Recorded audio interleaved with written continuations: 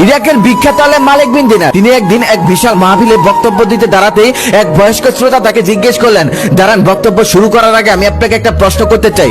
মালিক বিন দিনার তাকে প্রশ্ন করার অনুমতি দিলেন। বৃদ্ধ শ্রোতা তখন বললেন, আজ থেকে 10 বছর আগে আমি আপনাকে মাতাল অবস্থায় পড়ে থাকতে দেখেছি, সেই অবস্থা থেকে আপনি কি করে ফিরলেন, এমনকি আজকে ওয়াজ পর্যন্ত করতে চলে আসলেন। মালিক বিন দিনার কিছুক্ষণ মাথা নিচু করে নিচের দিকে তাকিয়ে রইল, তারপর মাথা তুলে বললেন, হ্যাঁ, আপনি ঠিকই বলেছেন, আমি সেই ব্যক্তি যে কিনা 10 বছর আগে মাতাল অবস্থায় রাস্তাঘাটে পড়ে থেকেছি। তাহলে শুনুন আমার জীবন কাহিনী।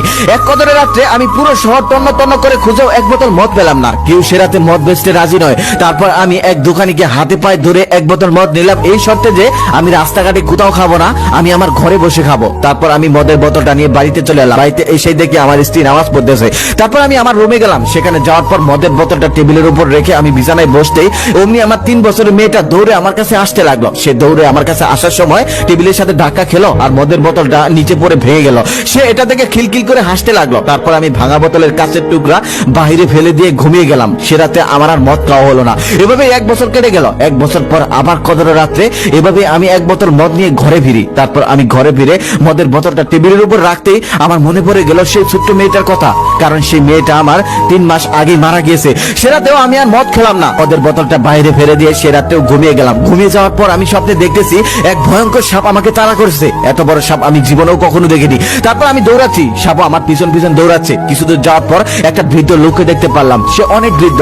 আমি তার কাছে সাহায্য চাইতে সে বলল, আমি তো অনেক দিন ধরে না খাওয়া, আমার শরীরে কোনো শক্তি নেই, এত বড় সাপের হাত থেকে আমি তোমাকে বাঁচাতে পারবো না, তুমি বরং ওই পাহাড়ের ডান দিকে চলে যাও। আমি তখন ওই পাহাড়ের দিকে দৌড়াতে লাগলাম। কিছুদূর যাওয়ার পরে দেখলাম পাহাড়ের সামনে ধাও ধাও করে আগুন জ্বলতেছে। তারপর আমি বৃদ্ধের কথা মতো ওই ডান দিকে চলে গেলাম। কিছুদূর যাওয়ার পর একটা সুন্দর বাগান দেখতে পেলাম। সেই বাগানে অনেকগুলো বাচ্চা খেলাধুলা করতেছে। তারপর সেই বাগানের দারোয়ান সেই বাচ্চাগুলোকে বলল, এই বাচ্চারা দেখো তো, ওই লোকটাকে সাপ তাড়া করেছে, সামনে আগুন, সাপটা তো তাকে আগুনে ফেলে দিবে। তারপর সেই বাচ্চারা দৌড়ে আমার কাছে এলো।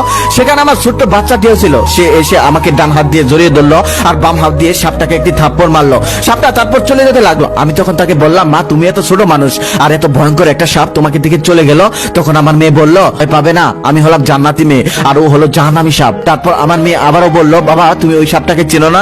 আমি বললাম, না তো। তখন আমার মেয়ে বলল, ওটা হলো তোমার নফস, তুমি তোমার নফসকে খাইয়ে খাইয়ে এতটাই বড় করেছো আর এতটাই ভয়ঙ্কর করেছো যে সে আজকে তোমাকে তাড়া করতে করতে জাহান্নামের আগুন পর্যন্ত নিয়ে এসেছে। তারপর আমি আমার মেয়েকে জিজ্ঞেস করলাম, মা, আমি যে রাস্তায় একটা বৃদ্ধ লোককে দেখতে পারলাম, সে কে? তখন আমার মেয়ে বলল, তুমি তাকেও চেনো না? সে হলো তোমার রুহু, তুমি তোমার রুহুকে না খাইয়ে দিতে দিতে এতটাই দুর্বল করে ফেলেছো যে তার মধ্যে আজ কোনো শক্তি নেই। সে আজ এতটাই দুর্বল হয়ে গেছে, সে আজ হাঁটতে চলতে পারে না। ঠিক সেই সময় আমার ঘুম ভেঙে গেল। আর সেদিন থেকে আমি আমার রুহুকে খাওয়ান দিয়ে চলেছি। আমি আমার রুহুকে খাওয়াচ্ছি আর নফসকে কোনোদিনই একটু খাবার দেয়নি। আমি আজও চোখ বন্ধ করলে সেই ভয়ঙ্কর সাপটি দেখতে পাই। হায় রে, কত ভয়ঙ্কর সাপ! আবার চোখ বন্ধ করলে রুহুটাও দেখতে পাই, কতটা দুর্বল।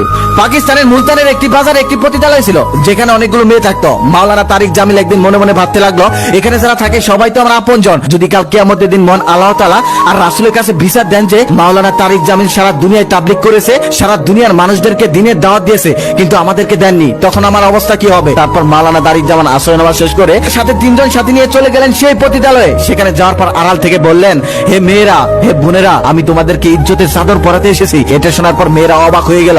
তারা ভাবতে লাগলো, এখানে সবাই ইজ্জতের চাদর খুলতে আসে, ইনি কে যে কিনা ইজ্জতের চাদর পরাতে এসেছে আমাদেরকে? তারপর মাওলানা তারিক জামিল তাদের উদ্দেশ্যে 1.5 ঘন্টা বয়ান করলেন। মেয়েরা কান্নায় ভাসিয়ে দিলেন, এমনকি প্রতিশ্রুতি দিলেন তারা কখনো এমন কাজ করবে না। তারপর মাওলানা তারিক জামিল তাদের কিছু মেয়েকে খাওয়ার দায়িত্ব নিলেন, কিছু মেয়েকে বিবাহ দিয়ে দিলেন। ঘৃণা নয়, একমাত্র ইসলামের দাওয়াত দিয়ে বিপদে চলে যাওয়া মানুষকে ভালো পথে আনা সম্ভব।